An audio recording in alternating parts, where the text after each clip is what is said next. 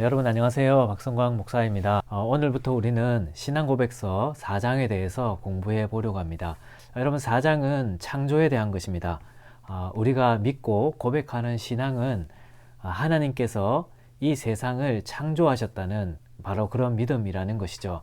여러분 사실 이 세상이 어떻게 존재하게 되었느냐에 대해서는 다양한 논쟁이 존재합니다. 첫 번째는 이 세상은 누군가가 어떤 목적을 가지고 창조했다고 말하는 것이고, 두 번째는 이 세상이 어떤 목적 없이 우연적으로 생겨나게 되었다고 말하는 것입니다. 어떤 분들은 창조와 진화를 서로 비교하기도 하는데, 창조는 진화와 서로 비교할 것이 아니라 우연 발생이라는 것과 서로 비교해야 됩니다. 왜냐하면 진화는 무언가가 생겨났느냐에 대해서 가르치는 것이 아니라 이미 존재하고 있는 물질이 어떻게 형성되어 왔는가, 변화되어 왔는가, 그것을 가르치는 것입니다.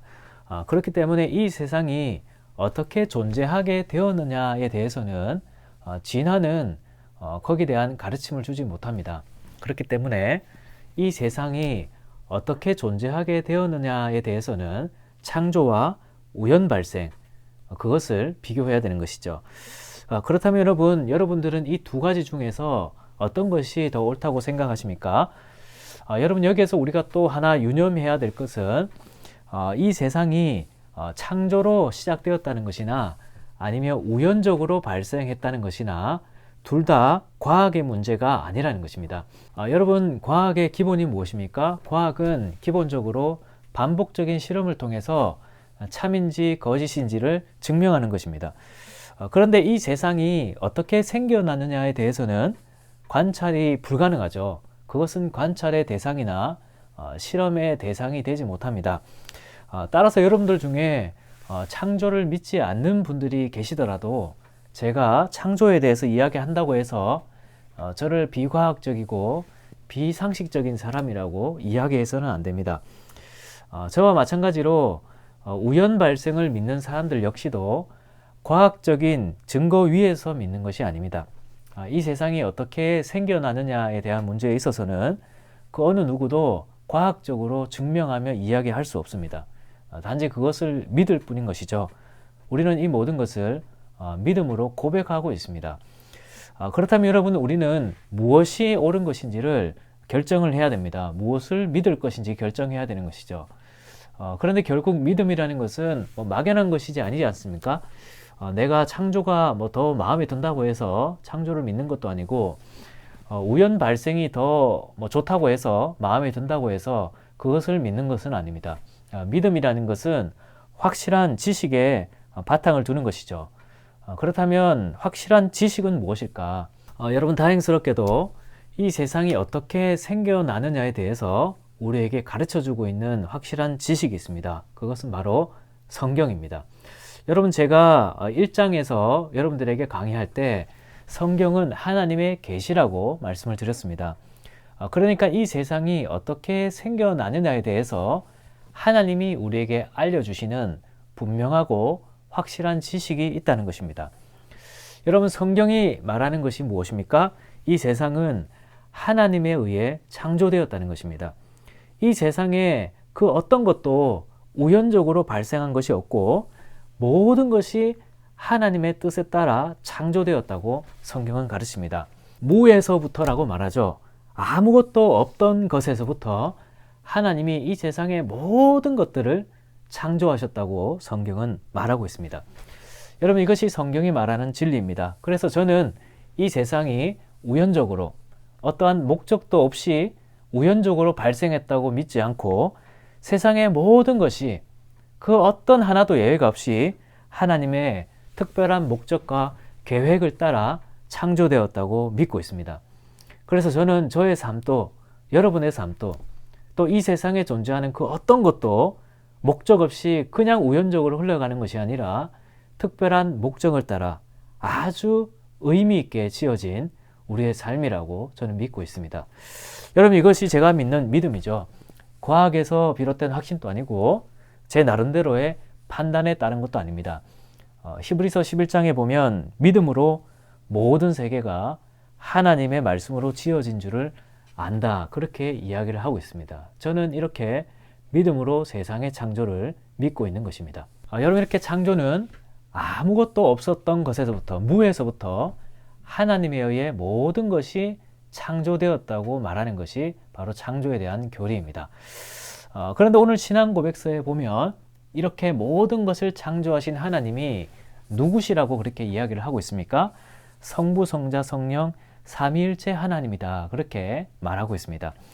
여러분, 우리가 때로는 어떤 작품을 볼 때 그 작품을 통해서 작가가 어떤 분일 것이다 예측을 하기도 하지만, 또 반대로 작가가 어떤 사람인가를 통해서 작품이 어떤 것인지를 해석하기도 합니다. 여러분, 마찬가지로 창조에 있어서도 우리가 창조주 하나님이 어떤 분인지를 아는 것은 창조된 이 세상이 어떤 것인지를 이해하는 데에 큰 도움이 됩니다. 여러분, 이 세상을 창조하신 하나님이 삼위일체 하나님이라는 것이 이 세상을 이해하는 데에 어떤 중요한 의미가 있을까요?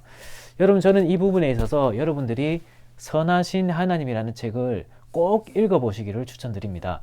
저는 이것이 제가 읽었던 책 중에 정말 베스트에 꼽히는 책이라고 여러분들에게 말씀을 드리는데, 이 책의 저자는 여러분들에게 삼위일체 하나님이 어떤 분인지를 정말 잘 설명해 줄 뿐만 아니라 그 하나님이 세상을 창조하셨다면 세상은 어떤 곳인지를 여러분들에게 잘 가르쳐 줄 수 있을 겁니다.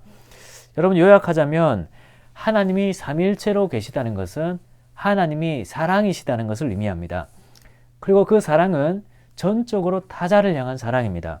따라서 그 사랑의 하나님이 이 세상을 만드셨다면 이 세상은 어떤 것이겠습니까? 하나님이 이 세상을 사랑하신 것의 결과이죠. 이 세상을 통해서 하나님이 사랑을 받기를 원하시고 자기의 무언가를 채우기 위해 이 세상을 창조하신 것이 아닙니다. 하나님은 이 세상이 필요해서 이 세상을 창조하신 것이 아닙니다. 하나님은 그 풍성한 사랑을 우리에게 나누어 주시고 하나님이 우리를 사랑하시는 그 결과에 따라 이 세상이 창조된 것입니다. 이런 점에서 청교도였던 리처드 십스라는 사람이 이렇게 말했습니다.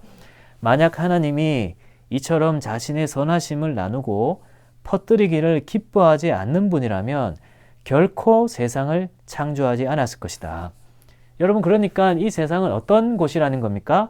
하나님의 은혜와 사랑의 결과물입니다. 이 세상이 그저 아무런 의미 없이 목적 없이 그냥 발생한 것이 아니라, 그래서 우리가 살아가는 삶의 의미가 전혀 없는, 아무 의미 없는 것이 아니라 하나님의 은혜와 하나님의 사랑과 그의 자비와 그의 영광과 능력이 담겨져 있는 의미 있는 삶의 모습이라는 것이죠.